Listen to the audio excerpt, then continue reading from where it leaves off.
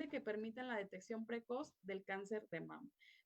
Es algo muy sencillo, pero a la vez es un estudio complejo, por eso se requiere un equipo especializado. Es algo que aún existe un mito entre las pacientes, pero es más falta de desinformación. Por eso existe aún miedo y es muy grato que existan estos paneles para poder llegar, para que la información de nuestra unidad llegue hasta lo más, o hasta las localidades más alejadas de nuestro estado. Nosotros brindamos el servicio de mastografía gratuita en la unidad. Para ello tenemos ciertos requisitos. Principalmente hacemos mastografía en las mujeres que son de 40 a 69 años. Sin embargo, sí llegamos a tener pacientes que pasan los 69 años y desafortunadamente también llegamos a tener casos en pacientes, casos positivos en pacientes de mayores a esta edad. Es necesario que estas pacientes que acuden a realizarse su mastografía traigan su identificación oficial para poder recabar sus datos y poder localizar de manera oportuna a nuestra paciente, que traigan un disco virgen e imprimible para poder colocar en ella o en el disco los resultados de sus estudios. Preferentemente, nuestra paciente debe de acudir aseada, depilada de sus axilas, sin cremas, talcos, perfumes, desodorantes ni alhajas. Esto con la finalidad de que su estudio de mastografía tenga una adecuada calidad. Tenemos lo que es un módulo de atención a donde nuestros pacientes van a llegar con cita previa o de manera espontánea. Después tenemos lo que es el servicio con los técnicos radiólogos, que son ellos quienes van a realizar la mastografía. Se puede decir que los técnicos radiólogos es el primer eslabón para que se empiece a realizar lo que es la mastografía. El técnico radiólogo también es un técnico especializado en tomar mastografía. Aparte de que es técnico radiólogo y sabe tomar radiografías, es especialista o está ampliamente capacitado para tomar mastografía. Ellos saben posicionar la glándula mamaria en el equipo, saben cómo acomodarla y no es con el afán de hacer sentir mal a la paciente o de incomodarla, pero en algunas ocasiones pueden sentir algún apachurrón, algún jaloncito, pero el personal está ampliamente capacitado y sabe hacer su trabajo de manera adecuada. Y créanme que la molestia yo creo que es menor en comparación con el resultado positivo que pueda presentar y que posteriormente pueda requerir de mastectomía, de radiación, de quimioterapia. Yo creo que no se compara en nada el realizarse una mastografía de manera anual a sufrir el cáncer de mama en etapas muy tardías. Ya cuando nuestra paciente acude a realizarse su mastografía, se le va a entregar un papelito como este. En este documento se le va a especificar la fecha en que se realiza su mastografía y la fecha en la que podrá recoger su estudio nuevamente en nuestras instalaciones. Sí, es muy importante que nuestras pacientes cuiden este documento porque así será más fácil entregar su resultado. En el caso de que nuestra paciente requiera otro estudio complementario, a través del equipo de trabajo social se le va a localizar para darle seguimiento. El seguimiento para nuestras pacientes va a depender de su resultado. Un B1 o un B2 va a requerir una cita anual. Un B3 que tiene estudios foráneos se va a referir a la clínica de mama, ya sea del Hospital de la Mujer o del Hospital Civil. Y un B3 que sea diagnosticado en nuestra unidad va a tener un seguimiento cada 6 meses, según lo determine el médico radiólogo que la está atendiendo o que interpretó su mastografía o ultrasonido. ¿Sí? Después tenemos las pacientes que son B4 y B5 y que van a requerir biopsias. Una biopsia en nuestra unidad tarda aproximadamente 8 a 10 días en el servicio de patología para que llegue el resultado a nuestra paciente. Si el resultado es desafortunadamente positivo, esta paciente pues va a ser referida al siguiente nivel de atención. En este caso, si la paciente no tiene derecho a biencia, será referida al Centro Estatal de Atención Oncológica para que se le brinde un tratamiento. Y en caso de que tenga una derechohabiencia, pues se le referirá a la unidad que le corresponde, IMSS, ISSSTE, SEDENA, según lo que la derechohabiencia que tenga nuestra paciente. ¿Sí? Para la realización de estos estudios se brinda también el acompañamiento emocional a nuestras pacientes y a su familiar o acompañante.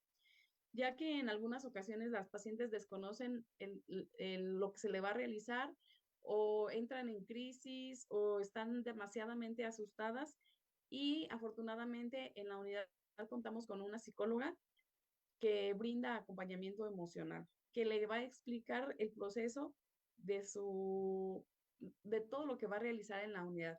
Y en el caso de ser positiva, le va a ayudar a entender y a llevar de manera favorable el proceso por el que va a iniciar.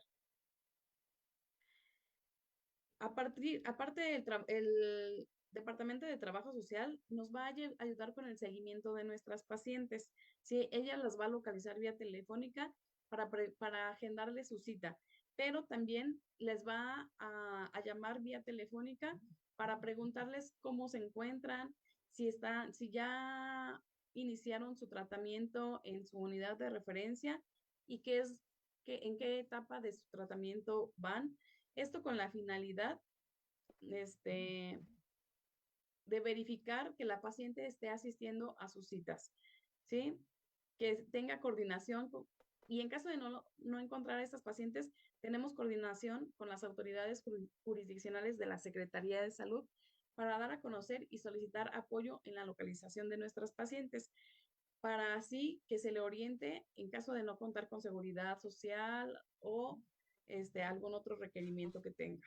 Siempre van a ir de la mano de trabajo social para que todo su proceso sea adecuado, ¿sí? Entonces, dentro del Departamento de Trabajo Social también se les realiza un estudio socioeconómico. Como bien ya lo había comentado, todos los servicios son gratuitos en el caso de no tener derecho a biencia y en el caso de tener IMSS o ISSSTE es precisamente que se realiza el estudio socioeconómico para ver en qué nivel se puede posicionar a nuestra paciente y que vea cuál es la cuota de recuperación a pagar. Realmente son costos muy mínimos y solamente es para algunas pacientes que son las que cuentan con derecho a biencia. También el Departamento de Trabajo Social nos ayuda con nuestra paciente para informarle cuáles son los servicios con los que cuenta nuestra unidad después de su diagnóstico, cuáles son los pasos a seguir de la paciente en la unidad a la que es referida y también nos ayuda Trabajo Social a hacer gestión con nuestras pacientes, a hacer gestión con diferentes instituciones o asociaciones públicas o privadas para que se les pueda otorgar a nuestras pacientes desde mangas para prevenir linfedema, mangas para corregir linfedema, ciertos medicamentos que requieran y que probablemente en algún momento no vayan a encontrar en las instituciones a las que fueron referidas. También se les puede ayudar a gestionar brasieres o prótesis mamarias externas y esto las asociaciones afortunadamente nos están apoyando constantemente y afortunadamente Trabajo Social también está capacitado para realizar este tipo de gestiones. Cada año realizamos lo que es una feria de salud. Bueno, ya tenemos 3 años realizando esta actividad, donde estamos gestionando este tipo de servicios. Precisamente el día de mañana tenemos esta actividad en la unidad, a la cual están también invitados y donde se les va a hacer donaciones de lo que comentamos aquí, más aparte también se les va a hacer donaciones de pelucas a las pacientes oncológicas, microbladings, entre otra información que también que también se les estará otorgando el día de mañana. Y prácticamente y a grandes rasgos, esta es la actividad que realizamos en la UNEM. Normalmente en un año se realizan más de 10,000 mastografías. Hasta la fecha, en agosto llevábamos 5,630 mastografías. El día de hoy, al día de hoy ya las unidades móviles y las unidades que conforman el estado con los que cuentan mastografía, se ha realizado más de 22,000 mastografías, perdón, 27,000 mastografías en todo el estado. Desafortunadamente, las cifras pues son un poquito elevadas, un poquito más que las del año pasado. Entonces, pues continuamos trabajando en la unidad y esta unidad abre de lunes a viernes de 7 a 6:30 de la tarde, ¿sí? El seguimiento de las pacientes con el Departamento de Trabajo Social busca una adherencia de nuestras pacientes a su tratamiento. una alianza con el médico tratante para que la paciente reciba la mejor atención, que tenga un mantenimiento y un aumento de acompañamiento de su familiar, de sus conocidos, para que lleve o tenga un mejor pronóstico. Y esto va a ayudar a que haya un incremento en la calidad de vida de nuestras pacientes y que tenga una red de apoyo que pueda acompañarla en todo su proceso. Tenemos teléfonos donde pueden hacer su llamada para agendar una cita y también pueden acudir a agendar su cita directamente o a que en ese momento se le brinde la atención. Como ya les decía, estamos de lunes a viernes de 7:30 a 6:30 en Guillermo Roquet número 250, Colonia Poblado de Ocolusen, más exactamente por dentro del estacionamiento del Hospital de la Mujer. Sí, estamos prácticamente en el mismo terreno, aunque son unidades independientes, estamos compartiendo el estacionamiento y los teléfonos donde pueden localizar o donde pueden hacer su cita es 44 33 24 61 33 y 44 33 15 46 15. Y pues a grandes rasgos, estos son los servicios que brinda la unidad. Por ahí también olvidé comentarles que el ultrasonido y las biopsias son estudios complementarios a la mastografía, pero la mastografía sigue siendo el estándar de oro para hacer una detección oportuna de cáncer de mama. Y pues a grandes rasgos esto es lo que realizamos en la unidad. Muchísimas gracias, doctora. Las preguntas que han estado llegando con tu participación las fuiste respondiendo una a una. Muchísimas gracias, pero Okay. quedaría una más. En el caso del interior del estado de Michoacán, refieres que ¿cuál sería el vínculo para que una persona de una comunidad, de un municipio lejano, pudiera acceder a los servicios que tiene la UNEM? ¿Lo refieren allá o cuál sería cuál es el mecanismo para que los profesionales de la salud que están en el interior del estado sepan cómo es la llegada o cómo pueden poder acceder a los servicios las usuarias de la UNEM? En el caso de solicitar una mastografía, no hay ningún problema. La paciente puede acudir de manera espontánea, ¿sí? Porque tenemos prácticamente bastante personal para realizar este servicio. Sin embargo, en el caso de requerir un ultrasonido o una biopsia, sí es muy importante que antes de enviar a la paciente hablen por teléfono para agendarle una cita. Esto con la finalidad de que la paciente no gaste en vano o no pierda más tiempo, ya que no contamos con el personal para que realice en el momento ultrasonido o biopsia. Todas nuestras pacientes para estudios complementarios van programadas. Entonces sí es muy, muy importante que las envíen con su referencia y con la solicitud de su estudio y sobre todo que manden los estudios que la paciente tiene o con los que la paciente cuenta, ¿sí? En este caso, el ultrasonido, las imágenes de su ultrasonido, la mastografía, su interpretación o en su defecto, la exploración mamaria de la paciente para que así sepamos qué es lo que nuestra paciente necesita y dónde la debemos de posicionar. Perfecto. Te agradecemos muchísimo, doctora, tu participación. Siempre es un gusto encontrarte. Y bueno, todos los Gracias. servicios que ofrece la UNEM nos han quedado perfectamente claro, todo el equipo grande que tiene la UNEM. Y bueno, sobre todo la gratuidad de los servicios y muy puntualmente específicas, ¿no? Cuál, en caso de tener derecho a biencia, qué es lo que pasaría de alguna otra dependencia. Bueno, te agradecemos muchísimo y vamos a dar Un paso gusto. a la... Gracias, doctora. Si pudieras dejar de compartir pantalla, te lo agradecería. Gracias, doctora Cristal. Bueno, a continuación vamos a darle el uso de la voz a nuestra siguiente panelista. Ella es la doctora Minerva Berenice Hernández Vega. Quiero platicarles quién es, para quien no tenga el gusto de conocerla. Ella es egresada de médico, cirujano y partero, egresada de la Universidad Michoacana de San Nicolás de Hidalgo. Cuenta con una especialidad en ginecología y obstetricia en el Hospital Dr. Manuel G. González en la Ciudad de México, avalada por la Universidad Nacional Autónoma de México. Cuenta con una especialidad en medicina en ginecología oncológica en el Instituto Nacional de Cancerología en la Ciudad de México, también avalado por la UNAM. Es profesora en la Facultad de Ciencias Médicas Biológicas, doctor Ignacio Chávez, fue directora de la UNEM, también que ya se explicó de todos los servicios a través de la actual titular, y también es médica adscrita a la UNEM de DICAM. Entonces tiene una amplia trayectoria también en la medicina privada y también con un tremendo humanismo, y agradecerte tu participación y que nos hayas dicho que sí a colaborar en este panel, doctora Minerva Berenice. Y bueno, las preguntas dirigidas que quisiéramos preguntarte y tener muchísimo tiempo para tu intervención, bueno, como todas, pero ahí queremos enfocarlo en básicamente cuáles son los factores asociados a que se pueda presentar y desarrollar esta enfermedad. ¿Qué opinas sobre estos factores genéticos de riesgo?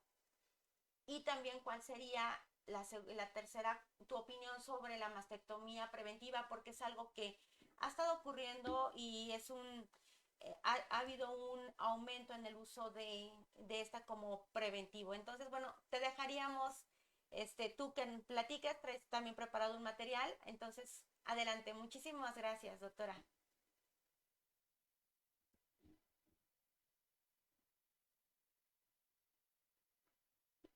Muchas gracias. Muchas gracias por la invitación. En primer lugar, buenas tardes a todas las compañeras que nos están acompañando en este panel. Comentar que eventos como este son sumamente importantes porque involucran a todos los profesionales de la salud que deben de participar en un problema tan importante como es el cáncer de mama, ¿no?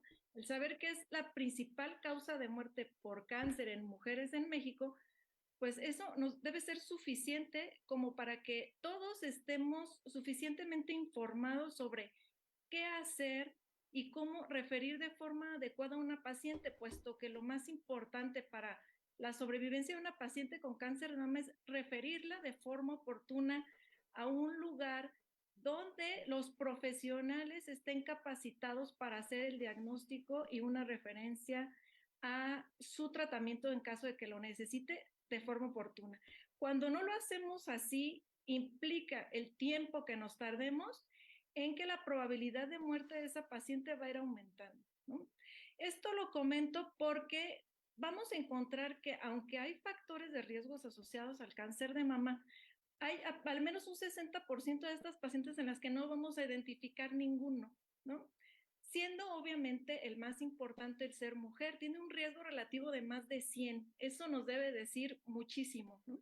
Es muchísimo porque entonces estamos hablando de que la mujer tiene un riesgo en comparación al hombre de 100 veces más riesgo de tener cáncer de mama. Entonces el ser mujer es lo principal. Vamos a encontrar diferentes factores de riesgos, entre ellos, pues, los familiares o hereditarios, los hormonales o reproductivos, aquellos que están relacionados al estilo de vida y las condiciones mamarias de cada paciente. Entonces, podemos decir que el cáncer de mama es multifactorial. Sin embargo, de estos factores, pues hay algunos que la paciente no va a poder evitar o no va a poder modificar, y en ellos pues está, ya lo comenté, el ser mujer. Pero están otros relacionados a la actividad estrogénica. Todas las mujeres tienen estrógenos, entonces estos factores relativos tampoco los va a poder modificar, y son aquellos que están relacionados a las mujeres que tienen una menarca temprana, y temprana me refiero a las que tienen una menarca antes de los 12 años, aquellas pacientes que tienen una menopausia tardía, es decir, después de los 50 años de edad, las mujeres con condiciones benignas de la mama que tampoco pueden modificar porque ya son condiciones o son patologías, es decir, enfermedades benignas de la mama, la que la paciente pues tampoco tiene forma de modificar, ¿no? Entonces, también están aquellos relacionados con la herencia o familiares. Y herencias o familiares me refiero a aquellas pacientes que tienen familiares de primero o de segundo o de tercer grado, pero que son más de dos, aquellas pacientes que tienen una mutación conocida, y ahorita voy a hablar un poco más de estos factores genéticos, porque está como muy de moda que aquellas pacientes buscarse una mutación o saber ¿qué necesito para saber si tengo una mutación? Entonces, hacerme una prevención, una mastectomía reductora de riesgo, que es el término que realmente se usa para estas pacientes que tienen alguna mutación, ¿no? Están entre las enfermedades benignas, no como tal enfermedad, pero hay condiciones propias de algunas mujeres, sobre todo aquellas que tienen una densidad mamaria que favorece el desarrollo de algunas neoplasias, porque no las podemos detectar de forma oportuna, ya que es un factor que nos disminuye la sensibilidad en los estudios de imagen. ¿Okay? Hay otros como factores que sí son modificables, como el estilo de vida, ya lo comentaba la doctora Lupita, el reducir, el mantenerse en un peso adecuado. Aquellas pacientes que son obesas tienen mayor probabilidad de desarrollar cáncer de mama, pero no solo cáncer de mama, otras neoplasias que pueden ser sincrónicas o metacrónicas, es decir, que pueden ser el mismo momento del cáncer de mama tienen más factores para desarrollar cáncer de colon, por ejemplo. Y entonces estas pacientes sí valdría la pena insistirles en modificar estos factores de riesgo. Además, las pacientes que tienen cáncer de mama y son obesas, la probabilidad de que les vaya peor en el resultado es mayor, así como que tengan un cáncer metastásico, ¿no? Entonces son factores que sí pueden modificarse y que hay que insistir, porque no es solo para cáncer de mama, sino para otros cánceres, otras neoplasias. Entonces, esta tabla me gusta nada más para hacer énfasis en el riesgo relativo que tienen estos factores de riesgo. Entre ellos, no he mencionado la terapia de reemplazo hormonal, que es una terapia que también la podemos evitar. No necesariamente las pacientes que reciben una terapia de reemplazo hormonal, que es una terapia hormonal que se da en la menopausia para que la paciente tenga menos síntomas, no significa que todas van a desarrollar una neoplasia, pero sí todas estas pacientes que van a entrar a una terapia de reemplazo hormonal, siempre es indispensable que la paciente tenga estudios de imagen previos en el que hayamos identificado, descartado que la paciente no tiene una neoplasia, que vayamos nosotros a favorecer su desarrollo o crecimiento dando una terapia de reemplazo hormonal. Pues le estaríamos dando una terapia que favorece el crecimiento del tumor, ¿no? Así como el uso de anticonceptivos orales combinados. Todos estos tienen su factor de riesgo aumenta cuando la terapia o el uso de anticonceptivos orales combinados se ha usado por más de 5 años. Entonces, sí son como cosas que podemos valorar cuando vamos a iniciar un tratamiento de este tipo con la paciente, ¿no? Y hablarlo y decirle que aunque el riesgo no es muy alto, sí hay un riesgo. Sobre todo, tener un estudio previo donde veamos que no hay una patología, ¿no? Porque hay quien da terapia de reemplazo hormonal sin una mastografía. Eso es como algo que tenemos que resaltar y que tenemos que saber.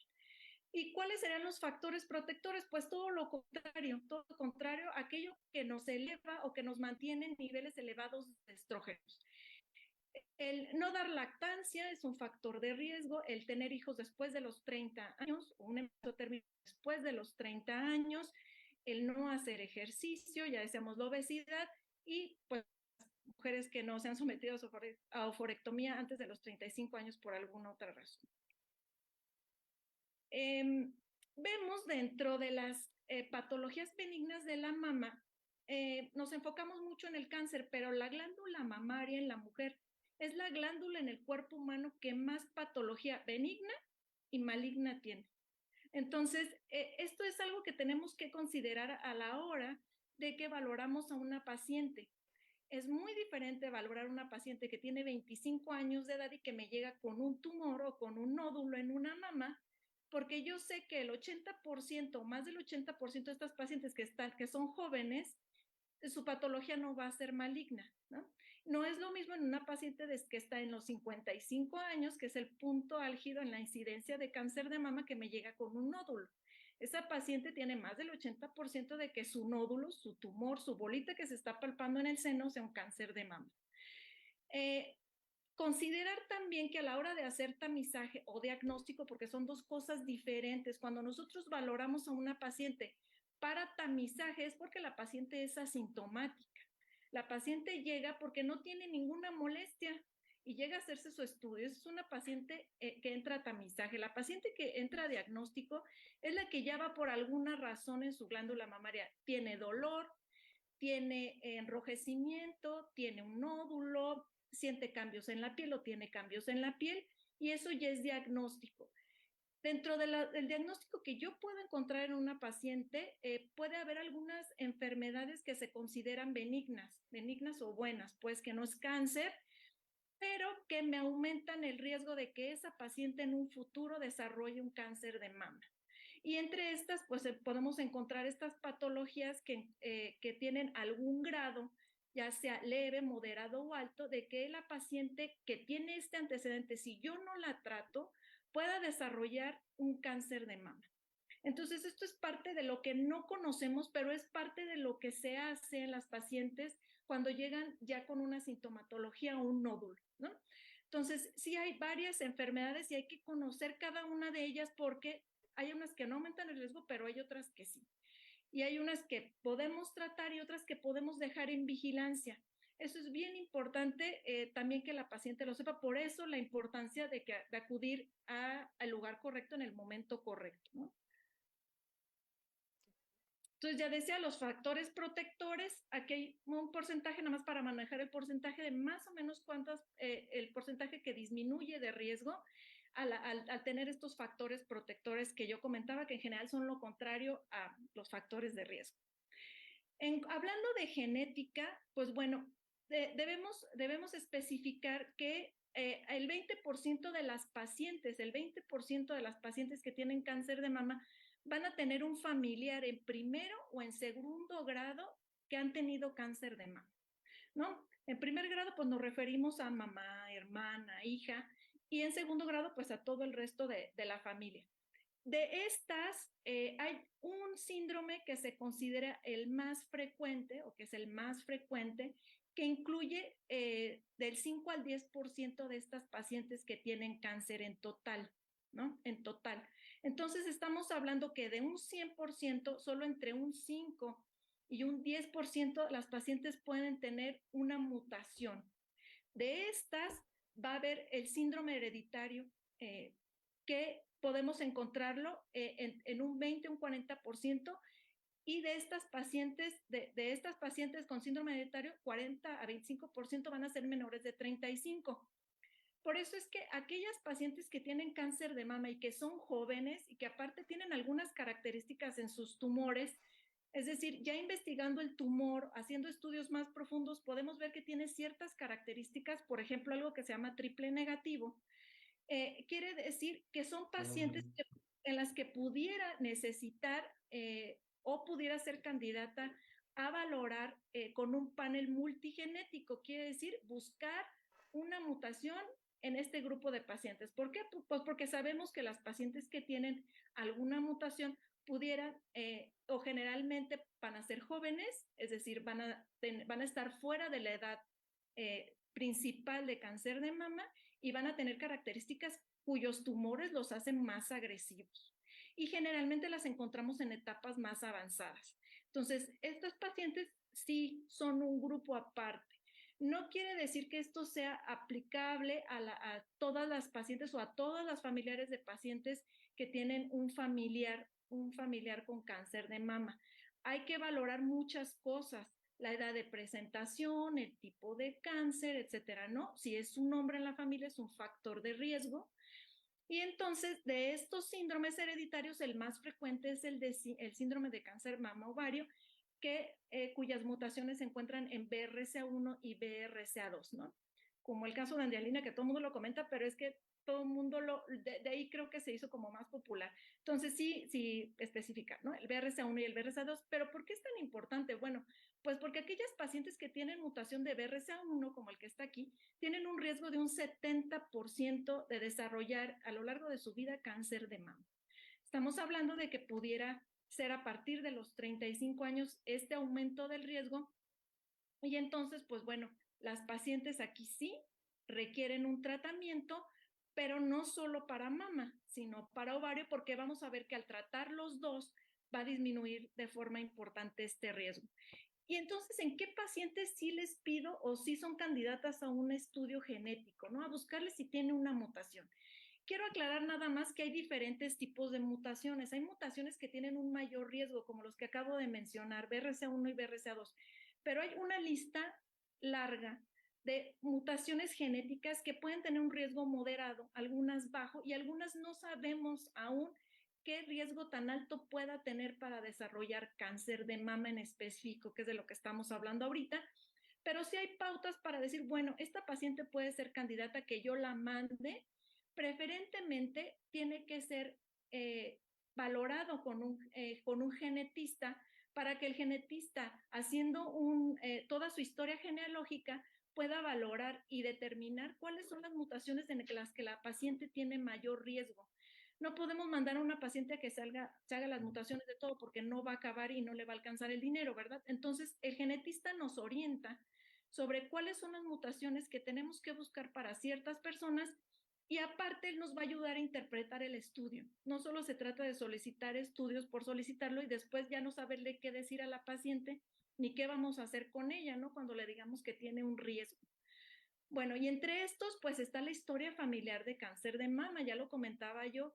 Si la paciente era joven, era menor de 40 años, si aparte había afección en su familia de cáncer de mama, de ovario, si son familiares afectados los de primer grado, 2 o más familiares, familiares con historia de cáncer de colon, de páncreas, de próstata, un varón afectado con cáncer de mama, un familiar con cáncer de mama y ovario al mismo tiempo, o metacrónico, primero tuvo uno o tuvo el otro, o tiene los dos al mismo tiempo, un cáncer de mama bilateral en cualquier edad en su antecedente familiar, o varios casos de cáncer de ovario, una prueba que ya algún familiar tiene la mutación positiva, o ancestros de los judíos askenazí.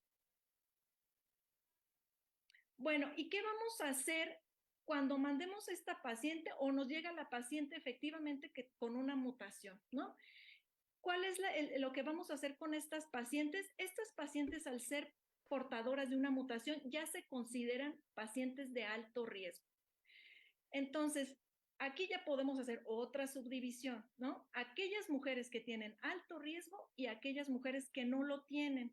Las que tienen alto riesgo son las candidatas para que hagamos nosotros ciertos seguimientos en específico. Y bueno, es la autoexploración a partir de los 18 años, el examen clínico anual y una mastografía o resonancia magnética a partir de los 25 años o acorde a la edad del caso más joven en su familia, ¿no? Del caso más joven en su familia de cáncer de mama.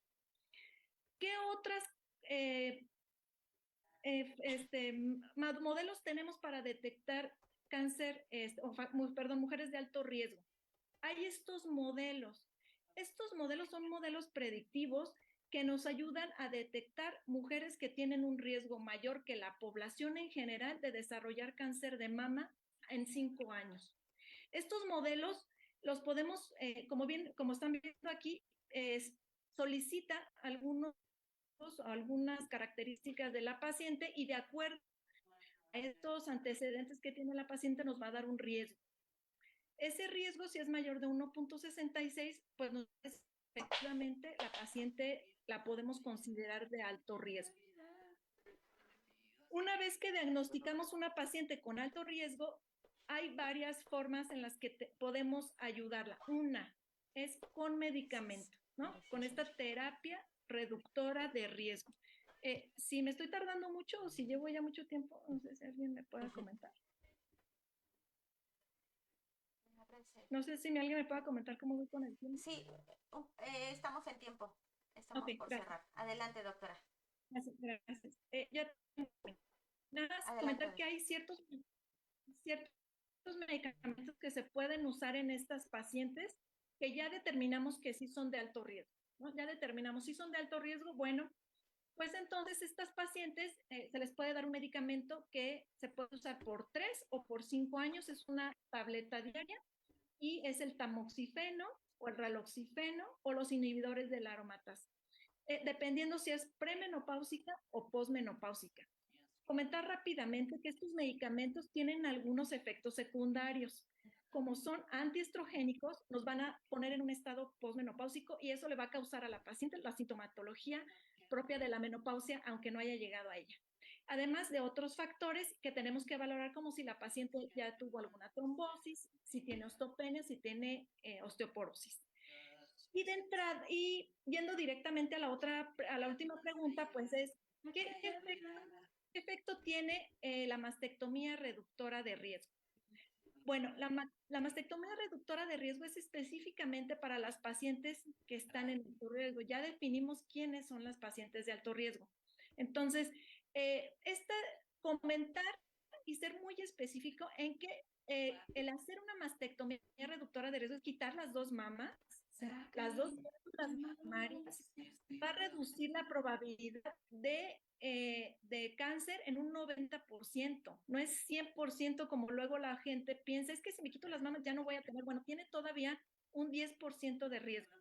Para llegar a un 95% tendría que realizarse también una salpingoforectomía bilateral, es decir, quitar los dos ovarios, también reductores de riesgo, ¿no? No podemos hacer una mastectomía reductora de riesgo sin un estudio previo, sin saber que efectivamente la paciente no tiene ninguna patología y entonces las mastectomías que se pueden realizar son las mastectomías simples, las preservadoras de piel, de preservadora de piel y no hay ninguna contraindicación si la paciente no tiene una patología para realizar una reconstrucción inmediata. La paciente también tiene que saber acerca de los riesgos. Los riesgos de una mastectomía pues son necrosis de los colgajos de la piel o del pezón y disminución de la sensibilidad en el área. Hay pacientes que tuvieron cáncer de mama y quieren hacerse una mastectomía reductora de riesgo de la mama contralateral. A esas pacientes hay que explicarles que si ya recibieron quimio y hormonoterapia, tienen un beneficio de haber recibido o estar recibiendo este tratamiento y que no necesariamente se tienen que someter a un procedimiento quirúrgico. Ok, eso es todo de mi parte. No sé si hay alguna pregunta, si hay alguna duda. Sí, muchas gracias, doctora. Las preguntas dirigidas estuvieron muy puntuales, agradecerte, pero sí hay un par que quisiera no desaprovechar la posibilidad de hacértela. Hay mucha inquietud respecto al uso de desodorantes y cremas para el cuidado de la mujer del día a día. ¿Cuál es tu opinión si esto puede predisponer? Tú también ya platicaste el tema de la lactancia, que también han estado preguntando las mujeres que no han lactado, pero agregar la duda respecto entonces a desodorantes y también al sostén, a los brasieres con varilla, también su asociación a una predisposición para poder desarrollar la enfermedad. No hay estudios que hablen acerca de este riesgo en cuanto a lo que me preguntaste, tanto algún sostén con varilla, sin varilla, el desodorante, no hay estudios que lo pongan o que lo mencionen como factor de riesgo. No existe. Perfecto. Pues muchísimas gracias, doctora. Siempre es un gusto y muy puntual tu presentación. Nos aclaras muchísimas dudas y sobre todo un enfoque mucho más dirigido sobre el pensamiento y el actuar con las pacientes, ¿no? A quién sí, el estudio, a quién no y qué es lo que sigue. Agradecerte y bueno, vamos a dar el uso de la voz ahora a nuestra siguiente panelista. Es la doctora Mayra Selene Mercado Bravo. Ella es médico cirujano y partero egresada de la Universidad Michoacana de San Nicolás de Hidalgo. Cuenta con una especialidad en cirugía general y cirugía plástica, estética y reconstructiva por la Universidad del Ejército y Fuerza Aérea Mexicana. Se ha desempeñado en diferentes cargos, entre los que ha sido directora de hospital en el IMSS de la Unión de Guerrero. También estuvo al frente de la unidad de quemados en el Hospital de Alta Especialidad y Traumatología y Ortopedia en Lomas Verdes, en el Estado de México. Ha sido jefa de división de la cirugía del Hospital General Regional 1 en el IMSS, en la delegación Michoacán. Ella es secretaria actualmente del Colegio de Cirujanos Plásticos, Estéticos y Reconstructivos certificados del Estado de Michoacán de Ocampo. Ella también es titular directora de la Consultoría en Gestión y Planeación de Sistemas de Salud, Gestión de Riesgos Preventivos, de Crónico-Degenerativos y Riesgos Oncológicos para Empresas. También ha sido directora del Centro Multidisciplinario de Heridas y Quemaduras con sede en Morelia, Zacapu e Irimbo.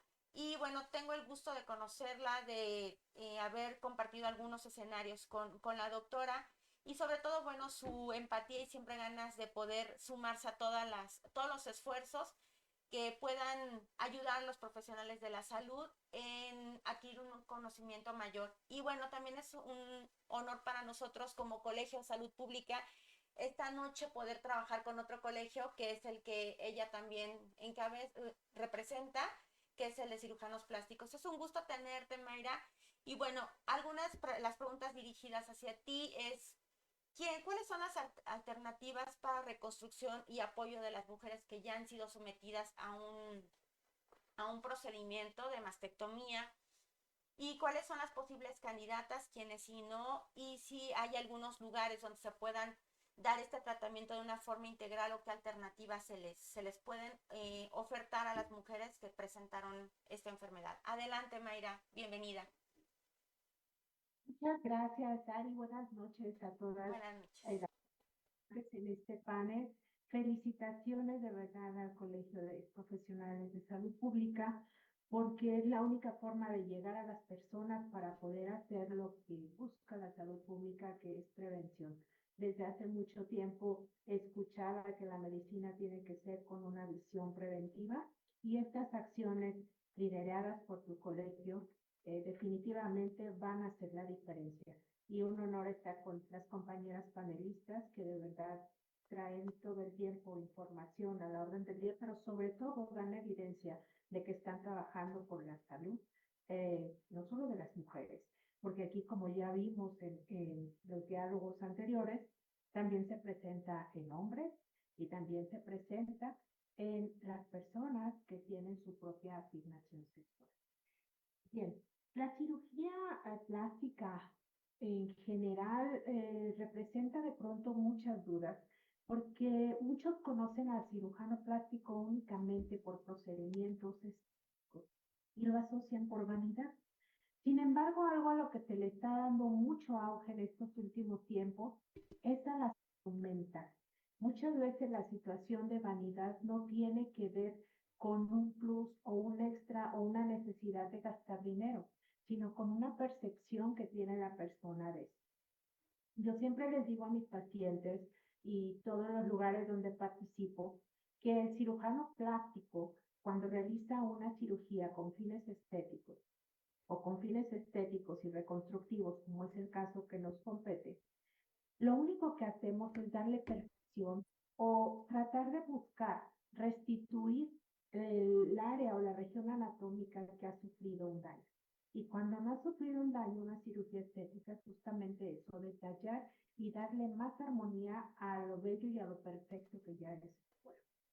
Aquí debemos de tomar en cuenta que la pérdida de tejido mamario, la pérdida de una mama, no únicamente es por cáncer, el trauma, las enfermedades benignas y algo que a últimas fechas ha tomado un papel relevante en problemas de salud pública, que es la inyección por modelantes. Muchas veces buscando obtener volumen, hay inyecciones de sustancias que no son lícitas, que no son aplicadas por expertos, que son diferentes a grasa, que es un tejido autólogo, y generan complicaciones que hacen que la mama se pierda.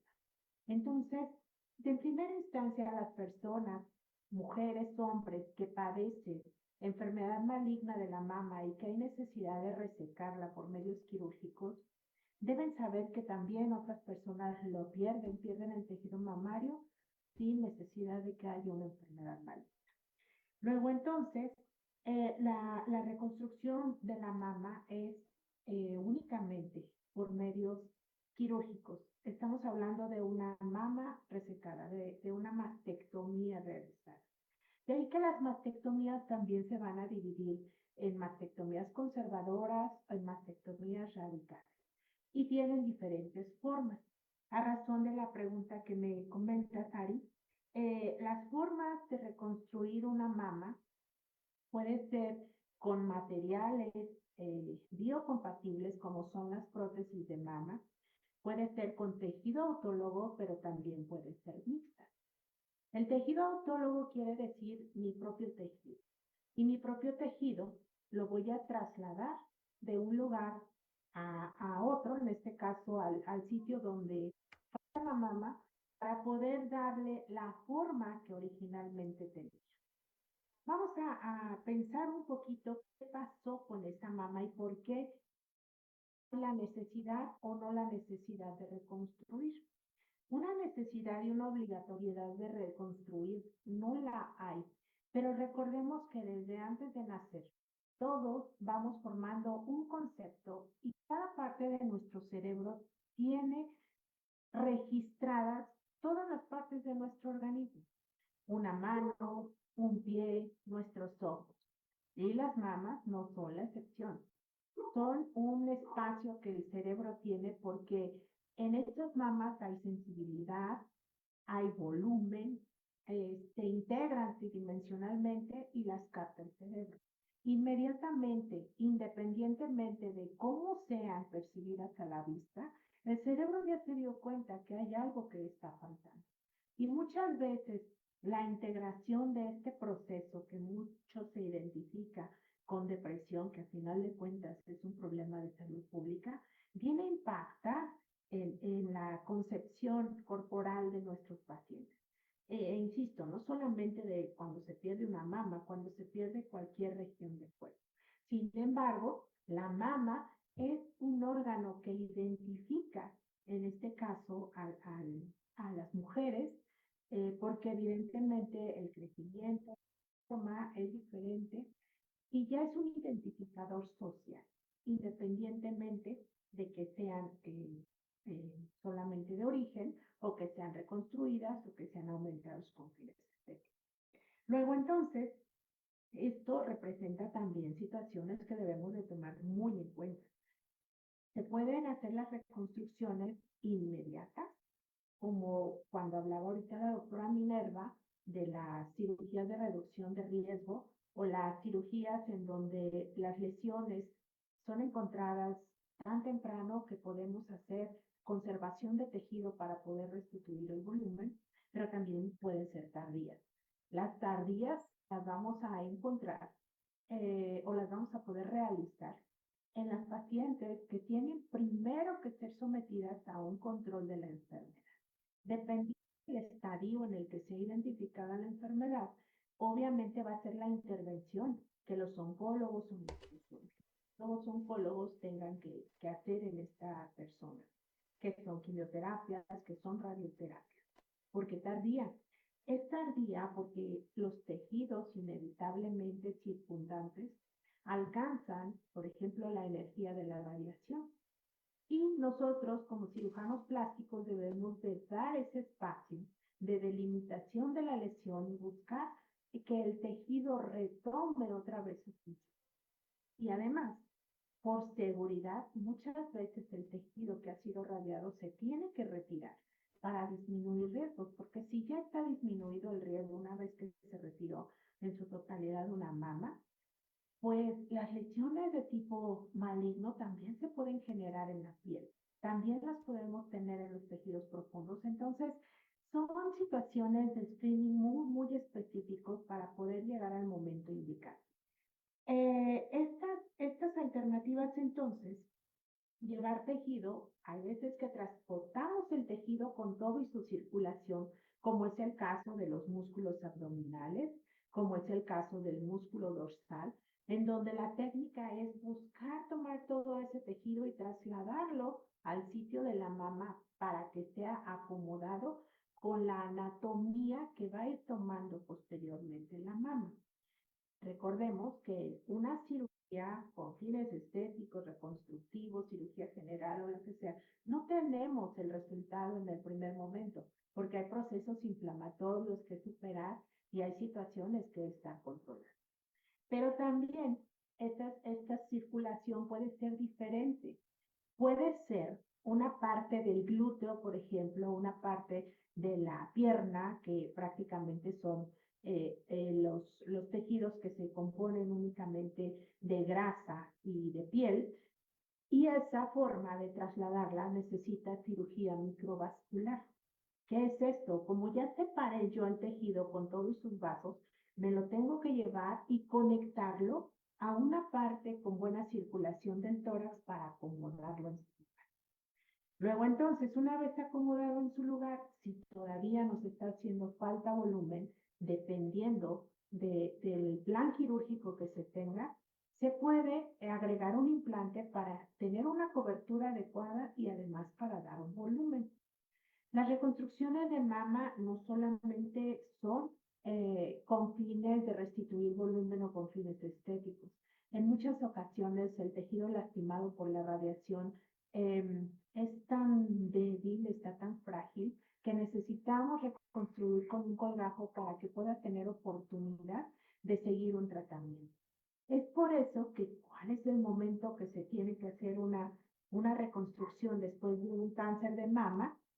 El momento es cuando la enfermedad está bajo control y cuando su médico tratante, su enfermedad maligna, nos permite planear una reconstrucción, porque es un proceso que lleva tiempo, que lleva muchos cuidados y sobre todo que es multidisciplinario.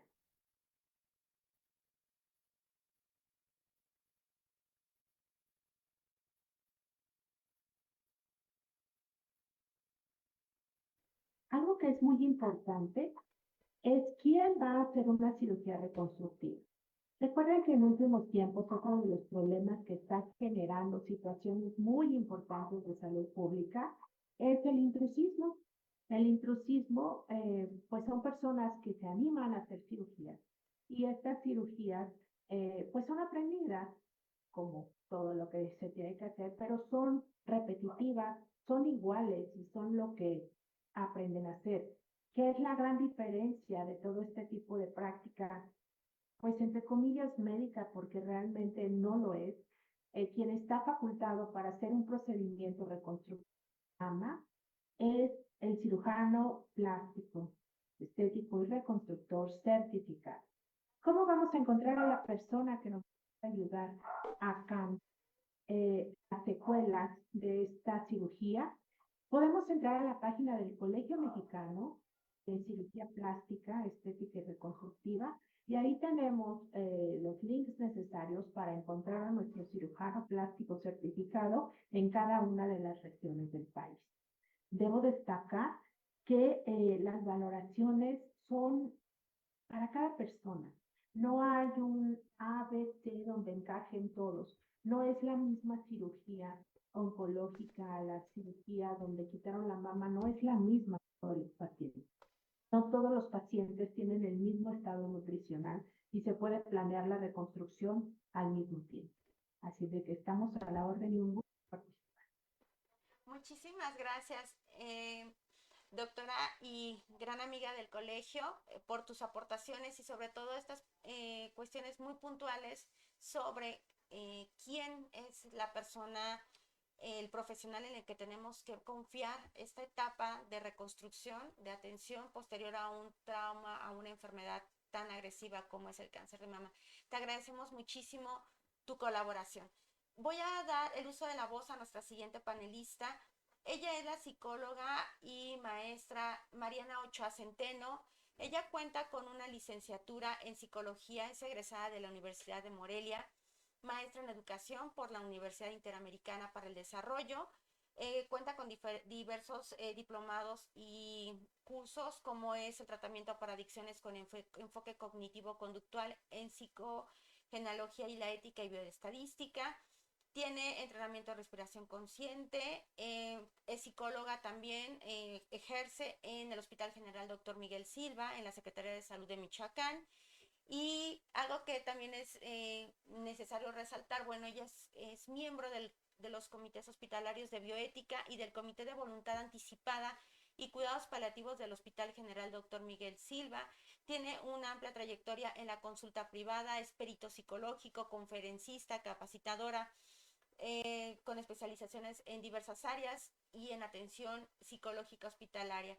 Ha hecho algunos, bueno, también se especializa en acompañamiento asistido para pacientes con cirugía bariátrica y reproducción asistida. Para mí es un honor poderla tener también como panelista en esta sesión. Y bueno, te pediríamos si puedes, denme un momento, abrir, Mariana, puedes abrir tu micrófono. Y bueno, las preguntas dirigidas es desde la psicología, desde tu expertise, bueno, cómo el profesional de la salud pública, el profesional de la salud tiene que hacer un acercamiento de la manera humanista, de responsabilidad, cómo debe de ser la comunicación con esta mujer, con esta persona que está viviendo, pasando esta enfermedad.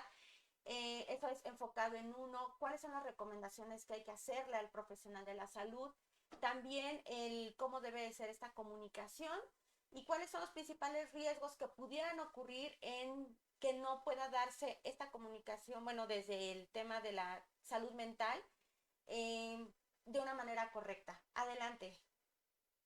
Ok, hola, bonita tarde, noche a todas. Les ofrezco una disculpa, no me marcaba a mí el micrófono. No Es te de las cosas preocupes. que yo más cuido y bueno, solo me marcaba la cámara ya hasta que ahorita ya se pudo activar. Es un gusto con todas. Gracias por la invitación, doctora. Y bueno, ¿cuál es la importancia del acompañamiento psicológico en los tratamientos, en los diagnósticos de cáncer de mama? Bueno, la intervención es parte del tratamiento multidisciplinario que le podemos brindar a nuestros usuarios, tanto a ellas como a sus familias, principalmente porque, bueno, la red de apoyo es fundamental para los tratamientos, para darle seguimiento y para contener a las pacientes, dado que muchas de ellas, o hay estadísticas, incluso son abandonadas en este tratamiento por sus parejas, ¿no? Entonces es importante el acompañamiento. Yo considero, desde mi experiencia en el hospital, que, aunque no es en el tratamiento oncológico, que los servidores de los hospitales públicos nos volvemos en algunas ocasiones o en muchos de los casos parte de esta red de apoyo que las pacientes pueden llegar a recibir o que sus familiares pueden llegar a recibir, ¿sí?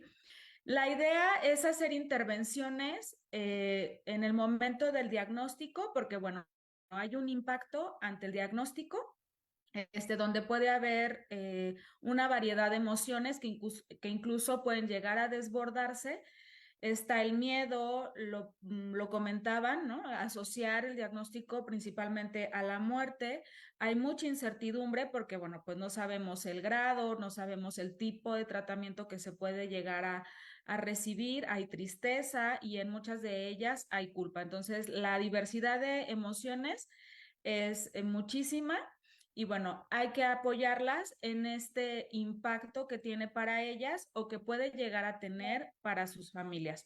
Posteriormente, el acompañamiento se sugiere en el tratamiento, porque este es el punto donde si no hay un acompañamiento, si no hay una contención por sus redes de apoyo, existe la probabilidad de que la paciente quiera dejar el tratamiento.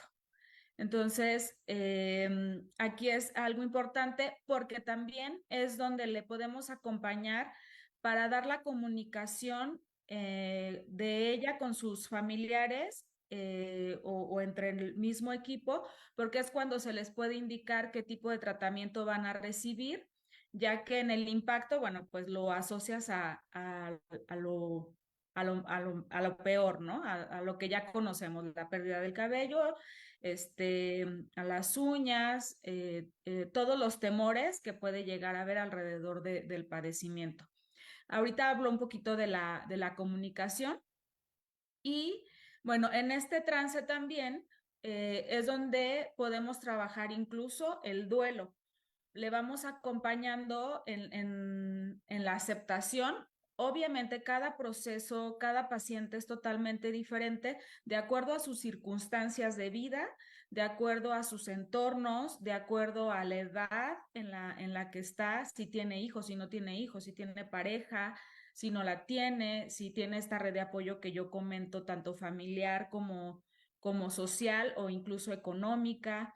Entonces, cada caso es completamente distinto. Pero bueno, aquí podemos apoyarles en la comunicación de cómo le van a decir a su familia, principalmente cuando se trata de hijos, sobre todo cuando son hijos mucho más pequeños, el tipo de comunicación que ellas pueden trabajar, donde se sugiere que se planifique la noticia, ya teniendo la información de qué tipo de tratamiento se va a recibir, incluso a veces, bueno, pues del pronóstico, ¿por qué no? Para que la familia, o en este caso cuando se trata de niños pequeños, no tengan expectativas o no hagan fantasías alrededor de esto. Incluso que la propia paciente tenga conciencia de la enfermedad y de este tratamiento. Para mí, una de las sugerencias importantes sería en estas intervenciones el que nosotros podamos acompañar o preparar a la paciente para un afrontamiento positivo, ya que como, bueno, está asociado a una enfermedad que relacionamos con la muerte, bueno, desde entonces muchas de ellas pueden llegar a devastarse, que es completamente válido, pero si hacemos este acompañamiento con el afrontamiento, incluso el manejo del duelo puede ser quizás más fluido. Entonces, el afrontamiento positivo es como no luchar, ¿no? Contra esto, sino incluso fluir, porque una de las sugerencias importantes es que pues se les llama guerreras, se les llama que esto es una lucha, ¿no? El propio eslogan lo dice, es una lucha. Y bueno, pues tratar de decir, muchas de ellas se mantienen en esta posición, como en una guerra, como en una lucha contra algo, y bueno, pues a veces se espera que ellas estén completamente en ese plan de guerreras, y pues no, también es completamente válido que en momentos pues se sientan tristes, se sientan que tienen que detenerse, asimilar, sobre todo porque a veces pues tienes que sobrellevar los síntomas físicos y a su vez, o a veces dejar de un lado los emocionales para sobrellevar los síntomas físicos. Entonces, este acompañamiento les puede ayudar a ellas a entender cómo afrontar esta parte del tratamiento. Bueno, y en muchos otros casos es importante el seguimiento después de este tratamiento, cuando ellas se tienen que confiemos en que todas podrían o pueden salir exitosas de esto, reincorporarse nuevamente a sus actividades, a sus familias, principalmente las que, por ejemplo, dejaron un trabajo, o en esta adaptación, quienes pues les quitaron el seno. Entonces es otro proceso además donde se les puede acompañar. Entonces, principalmente eso, ¿no? Como el manejo del duelo y el manejo de la comunicación hacia la familia. Y también no hay que perder de vista la familia o la contención que se le puede dar a la familia, el apoyo para que puedan brindar este apoyo a la paciente, ¿sí? En muchos de los casos, pues también tenemos el cuidador, que le llamamos el síndrome del cuidador quemado, que es el que se desgasta por estar llevando, trayendo, solventando incluso la parte económica, otros cuidados, otros pendientes de la paciente. Entonces, también como ayudarlos a afrontar pues este padecimiento, ¿no? Que es muy importante por todas sus implicaciones. Y otra de las cosas que podemos hacer para preparar a las familias, bueno, siempre es preguntar, incluso yo lo sugiero en el personal de salud, que preguntemos qué necesita la paciente. No necesariamente algunas de ellas aceptan este acompañamiento, o la familia tampoco. Entonces, preguntarles qué es lo que necesitan y basarnos muchísimo en eso, porque bueno, recordando de que cada una tiene una historia y una necesidad distinta, podemos también nosotros hacerlo de manera mucho más eficaz, mucho más exitosa, tanto para ella como para la familia. No sé ahorita si hay algo más Es en resumidas cuentas.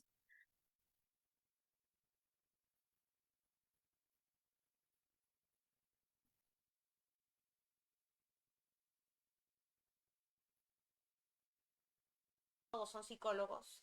Los médicos Ujú. necesitamos una sensibilización, las enfermeras, trabajo social, todos, respecto a estos temas abordados desde el tema de la psicología, un entrenamiento, aunque sea breve, es necesario porque hace que seamos empáticos en la enfermedad de la paciente, de la familia.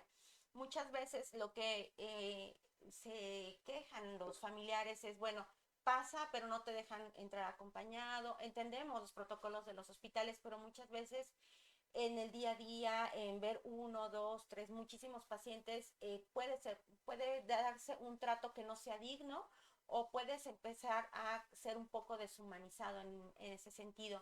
Entonces, es algo que se ha insistido también en este tema de entrenamiento, de sensibilización y de empatía hacia el enfermo, ¿no? No nada más en este tipo de padecimientos, debe de ser en todos, pero bueno, ¿cuál sería tu opinión en ese sentido? Ok. Es fundamental que así como estamos trabajando en la prevención del cáncer, en la detección, es importante que todos estemos, así como queremos llegar, ¿no? A las mujeres con este mensaje, es importante para todos, para la familia, para la sociedad y para nosotros que somos quienes brindamos una parte importante de esta atención, esta sensibilidad. ¿Por qué? Porque, bueno, también el personal de salud, sobre todo en las áreas públicas, pues hay un desgaste también, ¿no? Lo que llamamos burnout por este desgaste de que estamos atendiendo constantemente a enfermos, porque estamos en contacto con la muerte. Entonces, esta sensibilidad debe de ir un poquito también, o un mucho, porque somos de verdad parte fundamental de este contacto que tienen ellas. Yo les digo mucho a los médicos que a veces desde el momento en que estamos dando el diagnóstico, estamos estableciendo cómo va a llevar, podemos influir en cómo va a llevar una paciente su tratamiento. Si nos detenemos a explicarle 5 minutos más, 10 minutos más, tenemos la probabilidad de que haya un mayor apego. ¿Sí? Y también, o sea, digo, sí yo lo vimos ahora después del tema de COVID, pues el personal de salud estábamos muy desgastados, sí llegamos a caer en burnout, pero bueno, también de ahí la importancia de seguir promoviendo a su vez, pues los temas de salud mental, tanto en este tipo de tratamientos como en el personal de salud, ¿no? Porque pues sin salud, van de la mano la salud física y la salud emocional y bueno, y además nosotros estamos brindando un servicio, y digo, y en esa medida también podemos obtener una respuesta de, de la paciente hacia su tratamiento. Muchísimas gracias, Mariana, por tu intervención, por acompañarnos y compartirnos su experiencia. Te agradecemos mucho y es algo muy importante de hablar de la salud mental, tanto del enfermo como también del profesional de la salud, que no puede desvincularse de la cuestión terapéutica, tiene que venir acompañado. Te agradecemos mucho y también puntualizar la cuestión también de la familia, ¿no? Del cuidador que tú muy bien Sí. precisaste. Gracias. Gracias, Así es, Mariana. gracias, me despido. Bonita noche, que Gracias, estén muy bien, gracias. un gusto. Gracias, Gracias. Mariana. Voy a Bye. dar ahora nuestra última intervención de panelista. Voy a presentar a la licenciada Andrea Rodríguez Gómez. Ella es licenciada en Ciencias de la Comunicación por la Universidad Vasco de Quiroga.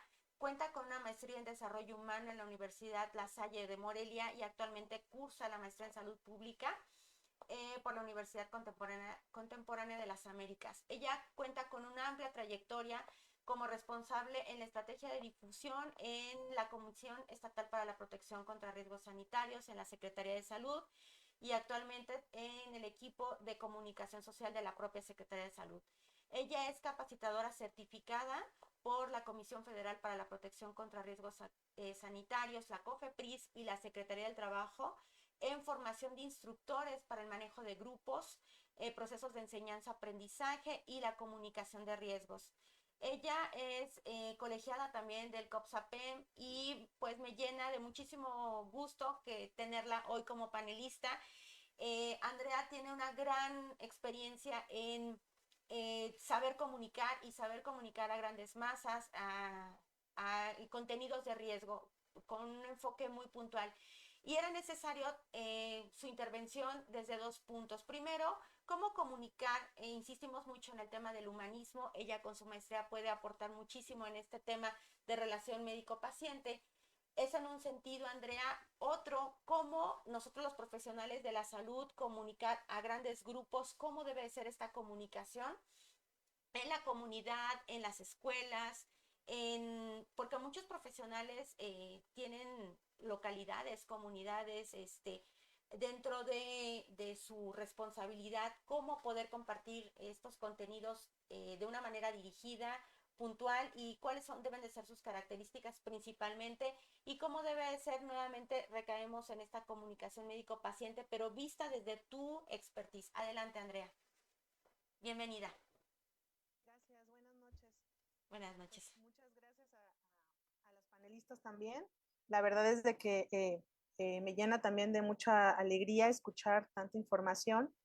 Y bueno, pues ciertamente la comunicación, cuando me planteaste el tema, sí creo que es de suma importancia este tipo de temas y muchos otros más, ¿no? Todo lo que tiene que ver con salud. Pues la comunicación en sí, perdón, es una herramienta, ¿no? Que nos sirve para la interacción día a día de uno con otro, una persona con otra o una persona con muchas personas, etcétera, etcétera. Nosotros desde el ámbito de salud, pues tenemos el objetivo, ¿no? O la obligación, más que nada, de informar a las personas, a la población, pues todos los riesgos en salud que existen, derivados de miles de cosas que día con día pues sufrimos, ¿no? O que acontecen. La comunicación, como lo dijo la psicóloga, bien dicho, en ese sentido de informar este tipo de pues, situaciones, dolencias, padecimientos, pues siempre es complicado, ¿no? Si bien es cierto que intervienen mucho las emociones, desde que ves la expresión de la persona, desde que sabes que un familiar o si es un caso personal te toca esa situación, pues ya hay una barrera ahí porque la emoción ya se contrapuso. Entonces, creo que es un tema interesante y que, bueno, sin más no puedo decirlo, referente a la comunicación de masas, cómo comunicar este tipo de temas a grandes masas, pues a través de estrategias de intervención de las cuales puedo hacer mención que se han llevado a cabo algunas en la misma secretaría, intervención de manera pues local, por así decirlo, a través de las redes de comunicación, los medios de comunicación a los cuales podemos hacer aliados, o son nuestros aliados, y hacernos uso pues también ya de estos medios digitales, ¿no? Que ahora tenemos el acceso casi la mayor parte de la población tenemos acceso a todas estas redes sociales, en donde a través de mensajes, posts, e-cards, infografías, de cualquier forma nosotros podemos llegar a informar todo este tipo de situaciones o de acciones preventivas. En el caso de la comunicación en masas, pues bueno, tenemos el objetivo de informar tal cual, pues ahora sí que la información es, ¿no? No podemos soslayar o maquillar, por así decirlo. Nosotros tenemos la obligación de dar la información como es, con cifras, con características, como va haciendo y como va surgiendo día a día.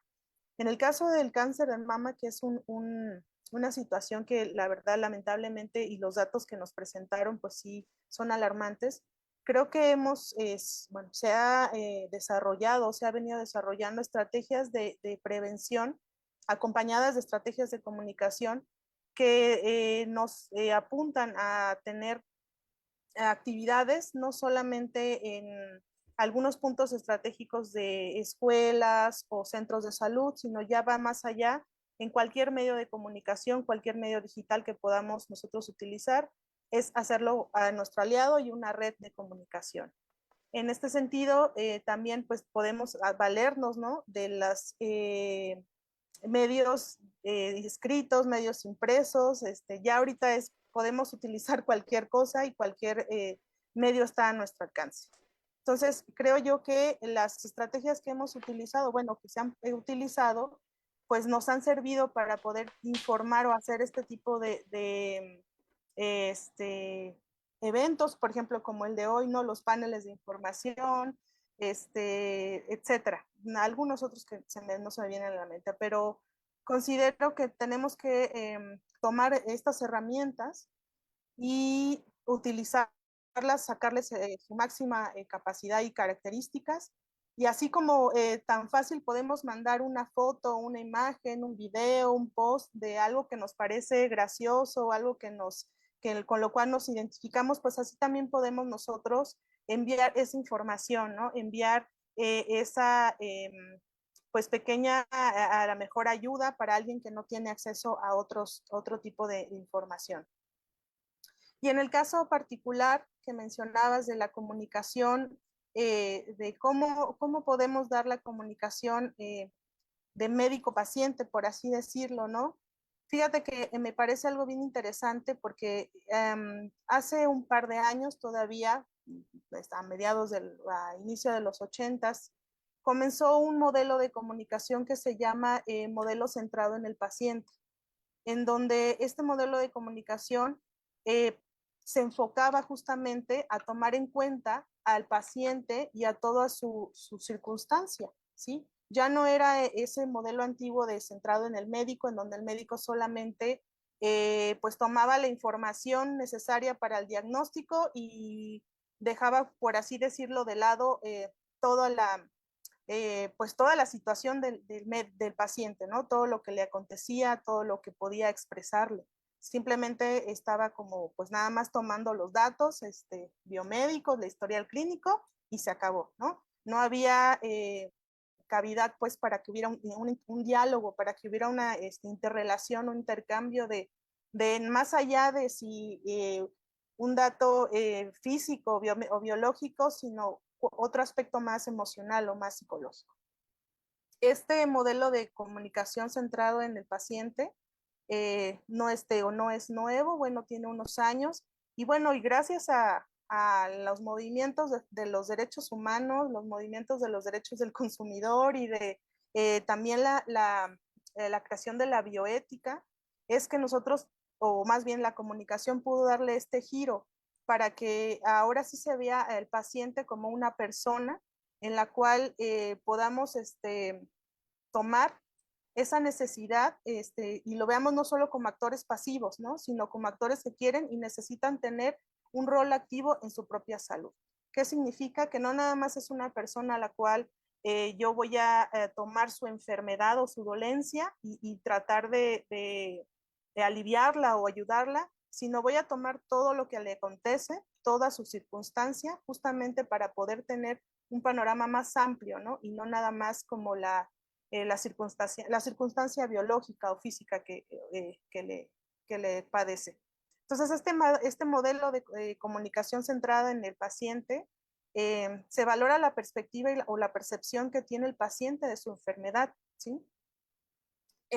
Con sencillas preguntas que a veces nos parecieran un poco, pues, vanas, pero con tan solo preguntar qué significa el problema, cómo es que está sintiéndose la persona, cómo es que está llevando esta enfermedad en su vida diaria, cómo es que influye, ¿no?, con todo eso que nosotros podemos o que el médico pueda incluir en su entrevista, en su intervención, se hace una diferencia enorme. Porque si de por sí, por ejemplo, en este padecimiento que creo que todavía hay cierto pues miedo en cuanto tú escuchas la palabra cáncer, tú imaginas igual a muerte, ¿no? Y ya desde ese momento que tienes el diagnóstico, que estás como en ese proceso, pues ya hay un cambio de tu visión y de tu perspectiva, de tu salud y de toda tu vida, ¿no? Lo que conlleva y lo que la enfermedad en sí pues te dicta. Entonces, desde ese entonces, ahora sí, desde ese momento, ya es una una comunicación diferente la que tú puedes recibir y la que tú tienes que recibir de las personas que están pues a cargo de tu diagnóstico y a cargo de tu enfermedad. Entonces, en este modelo de comunicación centrado en el paciente, está tomado, más bien postula dos factores principales para poderlo llevar a cabo, que es la asertividad o la comunicación asertiva, en donde esto implica, pues, como su nombre lo dice, comunicarse de manera asertiva. ¿Y qué quiere decir esto? Es expresarse libremente o de manera directa, abierta, franca y sin miedo, pero siempre y cuando marcando el respeto y aceptando que existen limitaciones dentro de la libertad de expresión, ¿no? En el ejercicio de la profesión, la voluntad y los puntos de vista de otras personas. ¿Qué quiere decir? Que yo puedo, ahora sí que como dicen que el respeto al derecho ajeno es la paz, así como yo tengo la posibilidad y el derecho de expresarme, también la otra persona. Y bueno, y el otro punto es en la empatía que debe de generarse, y esto nada más que la capacidad de entender a alguien y ponerse en su lugar, ¿no? Como dicen por ahí, ponerse en los zapatos del otro, entender quién es la otra persona y la circunstancia por la que está pasando. Entonces yo siempre, la verdad es que cuando acuden a alguien o preguntan, yo pues, la pregunta que les regreso, les digo, ¿a ti cómo te gustaría que te trataran o cómo te gustaría que te dijeran las cosas? Y en ese sentido es como nosotros podemos eh, exigir y decir y ahí realizar la comunicación, ¿no? Entonces, bueno, para más o menos sintetizar, creo que la comunicación es algo muy importante, es algo que sin ella no podíamos pues llevar a cabo una sociedad y fuera muy difícil si no nos podemos comunicar bien. Y en este sentido, en este tipo de padecimientos y en este tipo de circunstancias, pues es muy importante que entendamos cuál es la circunstancia de la otra persona y así comunicarnos de forma asertiva, de forma empática, para poder, bueno, darle la importancia y la validez a las otras personas. Muy importante este sentido que Perdón, le creo das que no se escucha, Ari. no, ya creo que ahora sí ya me escuchan. ¿Sí me escuchan? Gracias. Es necesario, grandes problemas que ocurren o grandes errores que pudieran darse es no realizar una comunicación de manera correcta. Pero actualmente hemos visto un mayor abordaje, una mayor atención a los temas de comunicación y agradecemos muchísimo estos comentarios tan puntuales y rescato algunas ideas que tú siempre dices, ¿no? A comunicar de una manera responsable, comunicar de una manera con cifras reales, pero con mucha selección de cómo los públicos objetivos, que tú siempre dices, bueno, ¿a quién quieres comunicarle? Jóvenes, mujeres, personas con un tipo de preparación, personas sin un tipo de preparación, para que los contenidos que se están desarrollando tengan el impacto que se requiere. No todos aprendemos, no todos entendemos lo mismo y eso es lo que puede marcar una estrategia de comunicación de una manera correcta. Muchísimas gracias, Andrea. Y bueno, para cerrar, está con nosotros alguien que agradezco mucho que puedan compartir. Generalmente nuestros paneles los hemos enfocado en profesionales, pero en profesionales que pueden abonar mucho y por primera ocasión vamos a tener un testimonio también de una persona profesional, claro está, pero alguien que viene a compartirnos su testimonio para cierre. Les quiero presentar a la licenciada Asbeidi Magdalena Hernández Álvarez. Ella en su ficha técnica que nos compartió, lo primero que nos puso es que ella es madre de un joven de 15 años, es egresada de la licenciatura en Ciencias de la Comunicación por la Universidad Vasco de Quiroga, cuenta con una maestría en calidad de la educación por la misma institución, cuenta con un programa de comunicación denominado el Conversatorio Académico, en donde aborda diferentes temas enfocado a diferentes niveles y diferentes facetas. Ella transmite todos los martes, por si la quieren seguir, en punto de las 7:30 a través de diferentes plataformas digitales, ya no lo compartirán. Y bueno, ha tenido diferentes cargos en el servicio público, ha sido reportera, coordinadora de información y análisis en el Ayuntamiento de Ciudad Hidalgo, directora de la Casa de Cultura, directora de Educación, Cultura y Deporte en el municipio de Hidalgo. Ha sido regidora en el municipio y, bueno, asesora en diferentes gobiernos municipales en el estado de Michoacán. Para nosotros es importante platicar con ella porque ella es una sobreviviente de cáncer de mama. Y agradecerte, Sveidi, que estés con nosotros. Y bueno, es importante que tú nos platicas como una profesional, como una madre, qué recomendaciones puedes darle desde tu testimonio, desde tu experiencia, a los profesionales que nos siguen en esta comunidad, que se han quedado con nosotros en la transmisión. Te escuchamos y gracias por decir que sí, por estar acompañándonos. Para nosotros es un honor tenerte. Adelante. Muchísimas gracias. Agradezco de verdad a usted, doctora Ariadna, y por supuesto a la doctora Lupita Suárez, que me hicieron favor de invitarme a este panel, y pues sin duda a todos y cada uno de los integrantes del Colegio de Profesionales en Salud Pública de Michoacán. De verdad, mi reconocimiento por este trabajo, por este esfuerzo. Ha sido sin duda muy enriquecedor escuchar a todas y cada una de las panelistas. De verdad que agradezco. Soy yo la agradecida de esta oportunidad porque uno no deja de aprender. Y de todas ellas, pues te vas llevando esa parte. Y pues sí, efectivamente, hoy muy contenta de poder estar aquí a 4 años de que yo fui diagnosticada con cáncer de mama. Efectivamente, cuando nosotros escuchamos la palabra cáncer, pues no es fácil, o sea, no es fácil pronunciarla, no es fácil entenderla, no es fácil familiarizarte con esta palabra, ¿verdad? A veces hablar de ello nos puede resultar hasta incómodo y bueno, ¿por qué? Porque pareciera que cuando hablamos de cáncer está directamente relacionado con que tenemos que abrazar el dolor, ¿verdad? Entonces, hace 4 años, como bien lo comento, pues bueno, yo fui diagnosticada. Y bueno, lo primero que piensas cuando te llega esta noticia es que se te acabó la vida, que ya hasta ahí fue todo lo que sucedió, y vienen las preguntas, como bien lo decía usted, doctora, y mi hijo, y mi matrimonio, y mi familia, y mi trabajo, y mi profesión, y mis planes, y mis sueños. O sea, se te viene, tu mundo se derrumba, ¿verdad? En ese instante. Y bueno,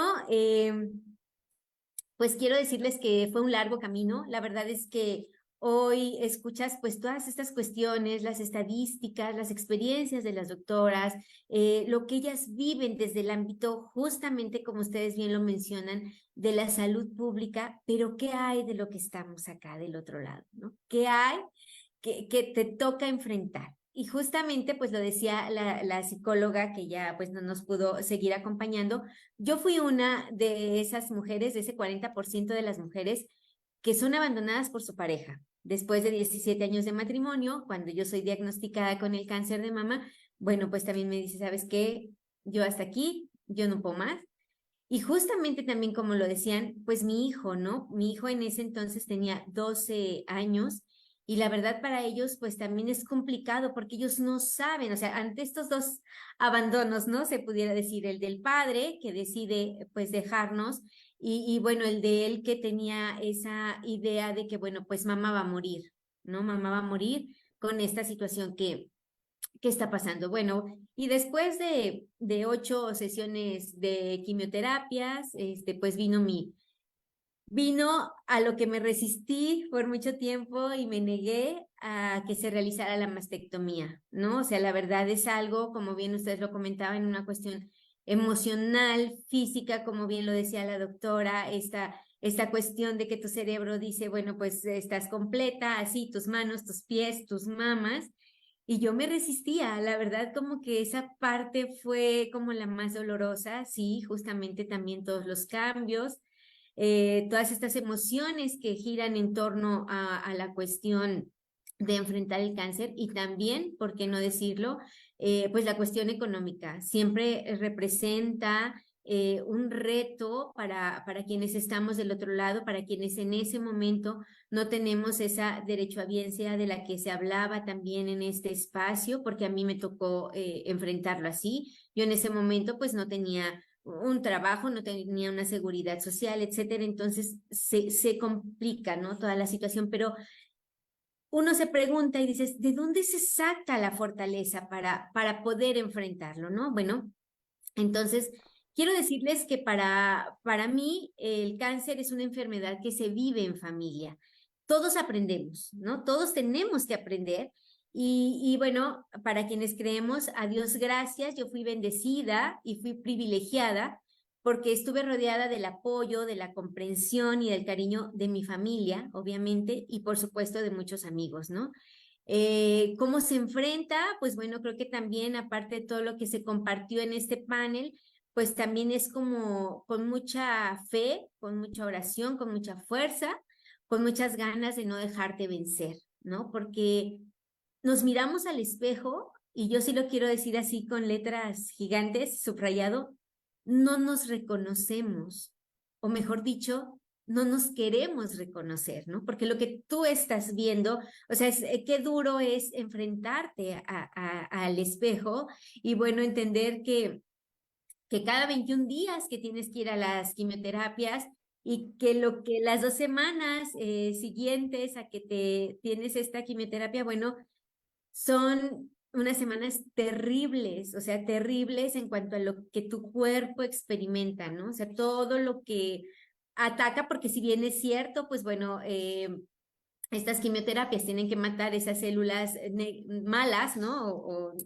También, bueno, pues lo hacen con las buenas, ¿no? Entonces, bueno, para mí también el cáncer, pues fue un aprendizaje, es un aprendizaje que me ha permitido ser una mujer más sensible, más solidaria, pues más empática, ¿no? Entonces, ¿qué puedo yo decirles hoy? Que no tengan miedo a autoexplorarse, que bueno, que estos espacios de información son dignos de ser aprovechados y que mi intervención me gustaría cerrarla con una frase muy bonita que yo encontré por ahí, y que es justamente de una sobreviviente y que dice más o menos así: mi cicatriz es mi medalla de honor y aunque no me gusta, me siento bendecida y honrarla de llevarla.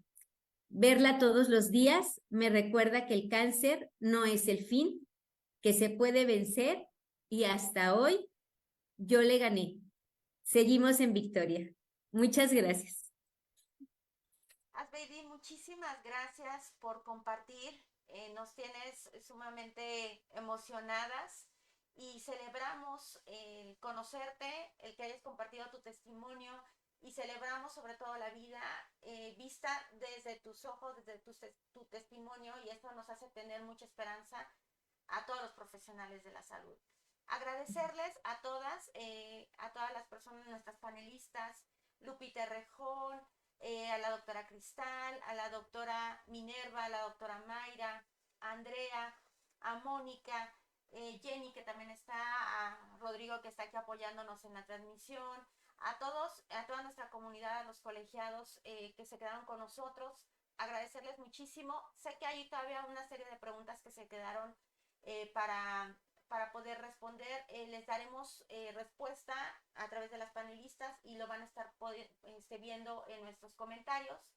Y bueno, agradecerles infinitamente una vez más que nos acompañen, que nos sigan, que nos ayuden a compartir esta transmisión. Tiene que llegar a más personas y todo este trabajo que con mucho cariño estamos haciendo, que estamos dedicándole con todo el corazón para que más mujeres y más personas y más familias puedan informarse, puedan atenderse y puedan tener un destino así como el que ahorita nos dice Asbeidi. Bueno, yo tuve la posibilidad y poder dar una mejor forma a nuestra vida y a nuestra calidad. Los abrazamos con cariño, que tengan buena noche, gracias a todas y gracias una vez más.